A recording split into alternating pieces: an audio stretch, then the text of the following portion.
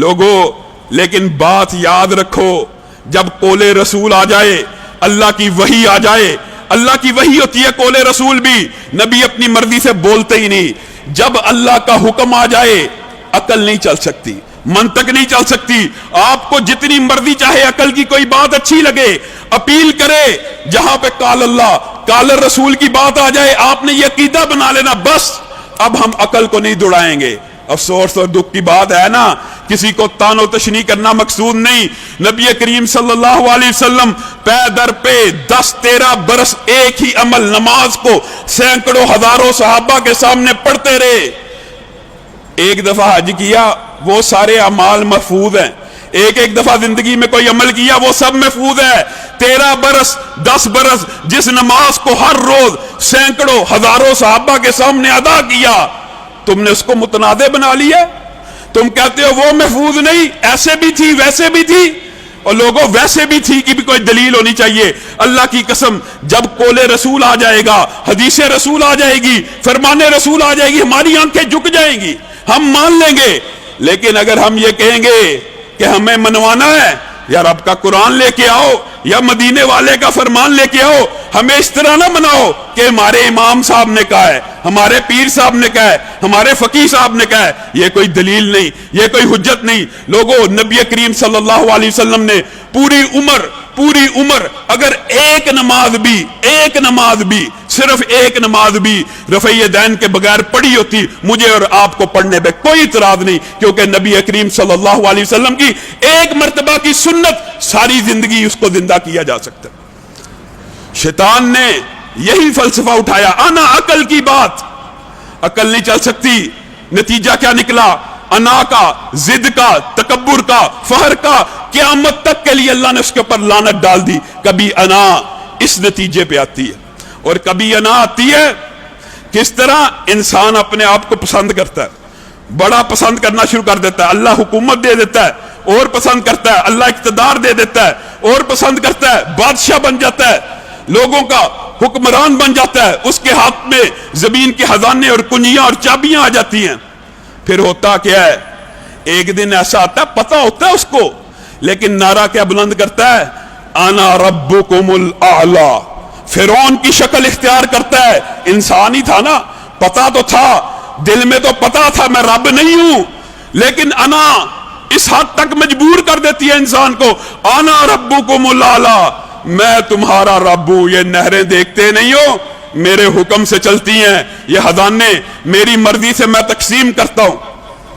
امام غزالی نے، امام ابن قیم نے انا کی مختلف شکلوں کو اتنی خوبصورتی سے بیان کیا ہے، میں بھی آپ کے سامنے چند باتوں کو رکھوں گا۔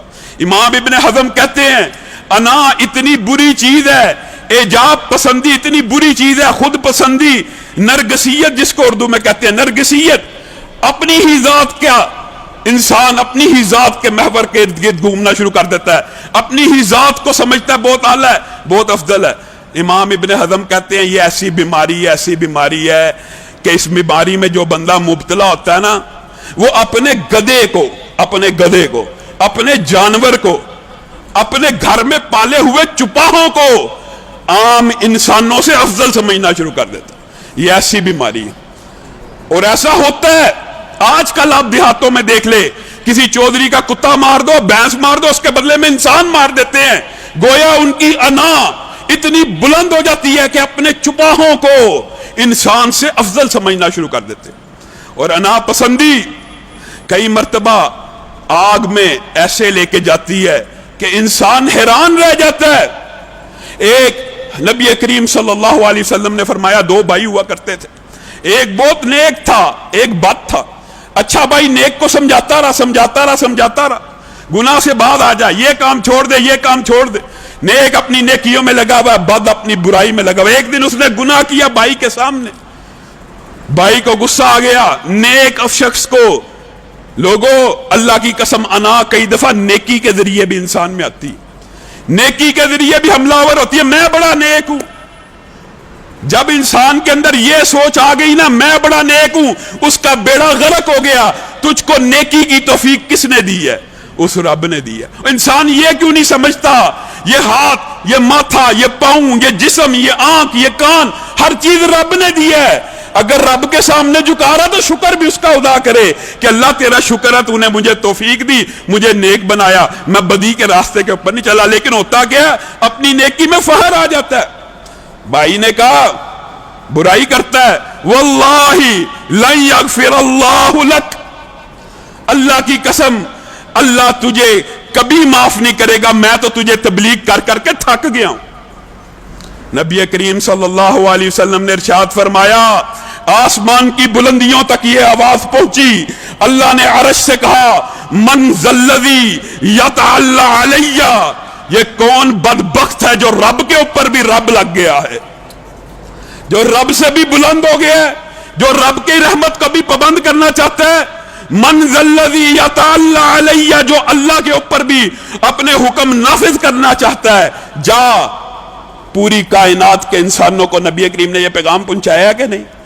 پوری انسانیت کو یہ پیغام دے دیا جائے، وہ نیک آدمی اللہ رب العزت نے صرف اس کلمے کی وجہ سے اس کی ساری نیکیوں کو ضائع کر دیا، اور یہ جو بد آدمی ہے اللہ نے اپنی رحمت سے اس کو جنت میں داخل کر دیا. آج میں اور آپ چھوٹی نیکی کر لیتے ہیں اور فخر کرتے ہیں میں نے کی ہے. اسلاف نے یہ لکھا ہے، ایک بندہ فجر کی نماز مس کر دے باجماعت، اٹھ کے اللہ سے ضمیر میں کچوکا لگا وہ معافیا مانگتا رہے، اللہ بڑی غلطی ہو گئی، نیند میں تھا. یہ اس کے لیے بہتر ہے کہ انسان ساری رات قیام کرے، فجر کی نماز باجماعت ادا کرے، اور اس کے دل میں یہ فخر پیدا ہو اللہ کی میں نے بہت عبادت کر لی. اے بندے، یہ عبادت کی توفیق تجھے اللہ نے دی ہے. اگر